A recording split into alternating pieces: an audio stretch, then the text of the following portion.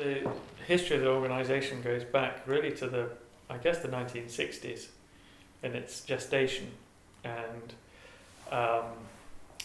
really it was a combination of elements that created Grizedale. So on the one hand, you sort of have the post-war climate of, for example, John Latham's Artist in Industry Placement Programme. The idea of putting artists into industry to work alongside workers to create works in that kind of environment out of the gallery. So that's kind of one seed that creates the mindset that makes Grizedale. The other is Grizedale Forest itself, which is a large government forestry commission plantation, originally planted post-war, partly as part of a reforestation program nationally, as part of the post-war rebuilding, but also that quite quickly the Forestry Commission becomes captured by the leisure industry. So rather than it moves, certainly in the beginning from the 1970s onwards, the forest, moves from being an agricultural, industrial landscape to being one of leisure. So basically an arts programme is set up then, based along the idea of doing theatre in the forest, but also at the same time the Arts Council, the government arts agency, starts doing research on public art, like a national stocktake of public art, with a view to looking at the role public art can play in Britain. And the result of this is that he develops the idea of using Grizedale Forest as a sort of placement scheme for artists to create artwork, sculpture out of the normal gallery environment. And you might say it's sort of what emerges is a kind of polite, gentle British version of the American land art movement. So essentially environmental sculpture. So there's an early generation of artists who come, but the idea is it's not, it doesn't really have a public face as such. The idea is that the artists are working for long periods of time, about 6 months at a time, alongside the foresters who are working in the forest, and they use the resources of the forest and its workers to make a new kind of work, which is essentially land art, environmental art made out of natural materials found at source and turned into sculptures, which then are left to decompose, to rot, to disintegrate, to blend back into the landscape. So a kind of, very sort of early incarnation of the environmental art movement. This proves very successful, and it basically breeds a generation of artists like Richard Harris, and then a second generation of people like Andy Goldsworthy, who was Richard Harris's assistant. And certainly by the 1980s, it becomes known as a sculpture program that you can go and see and go and visit, and this also opens up the forests in effect as a place of leisure, whereas previously they were a place of industry. If you kind of went to a forest even in the early 70s, you would probably come across signs saying no access, no public access. So this is used as a mechanism to bring people into the forest. But like all things in the Lake District, being historically a tourist landscape, it's been a tourist landscape since the 18th century, from the first incarnations of tourism. In a way, its responsibility to the tourist industry it becomes dominant, and basically the sculpture program just becomes another visitor attraction like anything else. It doesn't develop, it doesn't evolve. You get generation after generation of artists producing this type of work, which is sort of popular with the public because it's very gentle. It's using natural materials. You're in the landscape. You can enjoy it in a way. You can use this work as part of a leisure experience in a way that's quite difficult for people visiting museums and galleries in the 1970s, 1980s. So it sort of works to a certain extent, but as I said, becomes captured by the tourist economy, and certainly by the 90s, it really has lost its way. It has no currency within the evolution, the art historical perspective of what we think about when we talk about the development of art. And a succession of directors is brought in the 1990s to try and make it work, to bring in new types of work, to keep it alive, basically. But none of these things really pan out. And at that point, that's when Adam Sutherland comes here as director, and takes on the program and really tries to shake it up and asks some very fundamental questions about why have a residency program, why have art in a rural landscape, why use artists, why a forest, and what is the purpose of this endeavour? What is the role of art in a place like this? And that really evolves into a program that both starts to develop a much more socially focused program, which is asking political, social, economic questions about the rural economy, what the landscape means, what it's for, who uses it, really uncovering all the complexities of the landscape, asking questions about it that aren't usually asked in the kind of mainstream sculpture program, which is really about spectatorship. But this social program is about asking, finding out what local people think, finding out who local people are, and working with them, and getting artists to work with the users of the landscape to make a new kind of work. And this is also a generation of artists who are, a lot younger, who have new ideas. They're on the back of the kind of YBA generation. It's like the second generation. They want to be more provocative. They want to expose the reality, the truth of the place. This is what artists are now interested in. They're not interested in this idea of a romanticized landscape that's a fiction. Because, for example, as is often pointed out now, the forest is not a wilderness landscape. It's an industrial landscape. It's a plantation, and similarly, the Lake District itself is a kind of extra urban landscape created by the Industrial Revolution and Romanticism as an escape from the emerging industrial cities of Liverpool and Manchester in the 18th, 19th centuries.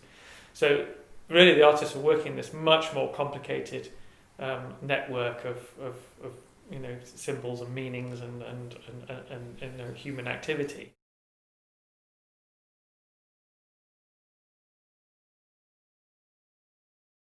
Yeah. I mean, it really, because obviously this type of work jarred with the tradition of environmental art. And famously, I think Adam, in an early interview when he took over here, he was interviewed on Radio 4 on the BBC, and he kind of says, "Well, I don't like wood." And basically, these artists have built. The projects are things like a billboard in the forest. They're things like a car boot sale, a pantomime. Marcus Coates, for example, is a video of a football hooligan walking through the forest, shouting football songs. So this is the language of contemporary art in this sort of 2000 to 2004 period. This is very much kind of throwing into the equation the kind of international urban kind of critical language of contemporary art. And this doesn't go down well with the Forestry Commission, because what sells ice cream, afternoon tea and car parking spaces is the gentle version of sticks and stone sculpture, and not things which look like the things people are trying to escape from. And also, these are works that are being critical, and they're being critical of the tourist economy and the overdependence on the tourist economy. This exposure of the truth, if you like, was very problematic, and that in effect led to a kind of divorce between Grizedale Arts and the Forestry Commission. And Grizedale Arts, the art programme, the sculpture programme, was always hosted by the Forestry Commission, by the forest. They never really contributed financially to it. So it actually became quite easy for us as an organisation to say, well, okay, you have this sculptural legacy and you use it how you think it should be used. if you think this is what the public want, you develop it in that way, and we'll lease the sculptures to you, and in return we can have this farm, Lawson Park, and develop it, and develop our programme out in the world. In effect, take the sculpture programme, the legacy of how it was evolving, and really take it out into the wider context, where it can have more effect, where it can be more pertinent.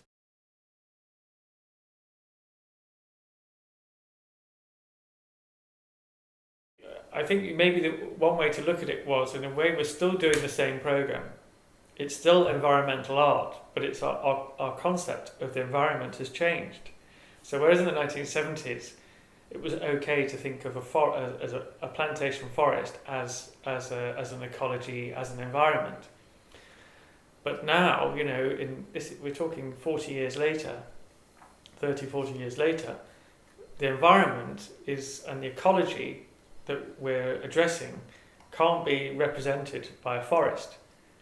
Because, as we know now, ecology includes people, it includes economy, it includes politics, it includes tourism, it includes farming, all human activity, as well as what we used to consider the natural landscape, is kind of part of this continuum, which also has a continuum with urban living as well, because obviously this is a mass tourist destination with 17 million visitors a year.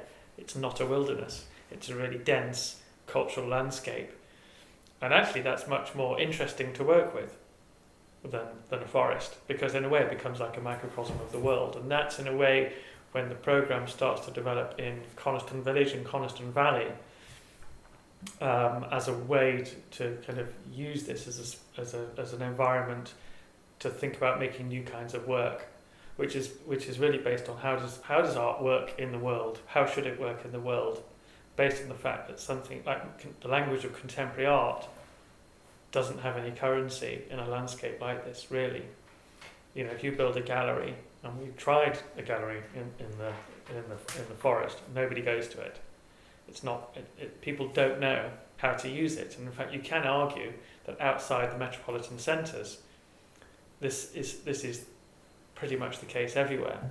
That the language of contemporary art doesn't work for most people. So, what kind of language does work? And so, really, that's when a programme around food, around ways of living, around how art can be applied in ordinary life starts to develop.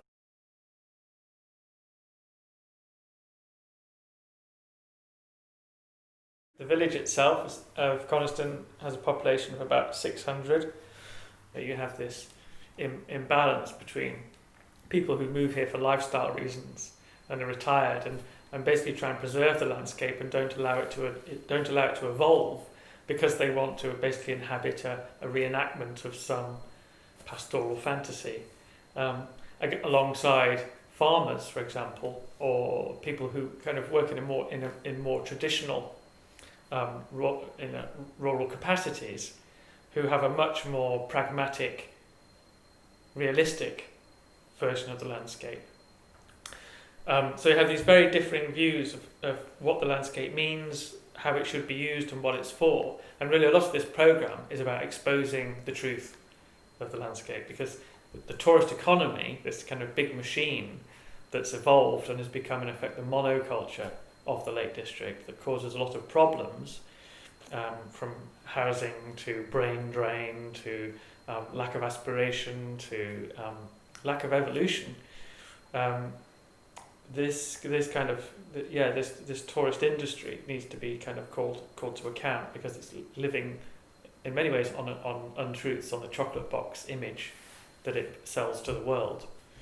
When actually I think one of the arguments always was that the reality of the truth of rural living is far more interesting, far more culturally complex than people are told. And actually that's a much more rich, rewarding thing to offer than this very sort of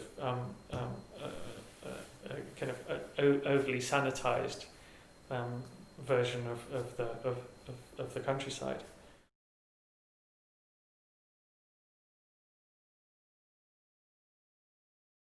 I mean, it really stems from the fact that as I said, in effect, the combination of artists and industrialization created the Lake District as we know it, the Romantic paradigm.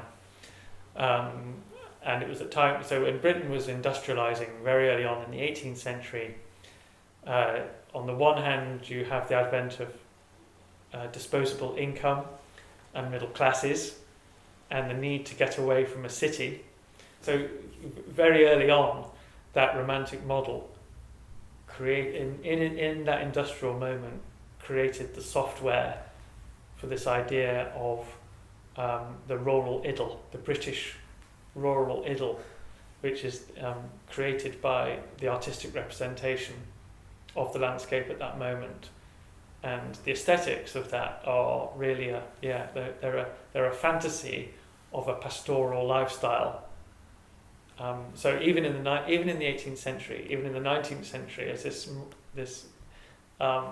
aesthetic is being constructed, they're using the language of medieval architecture, of basically the rural hovel, the peasant life, reenacting the peasant life in 19th century Britain as a kind of tourist reenactment. So that really sets so that image, that 19th century construct of the pastoral landscape is it hasn't changed, and we're still, the planning authority, the idea of what's vernacular architecture is really a reenactment of this Victorian reenactment of earlier times.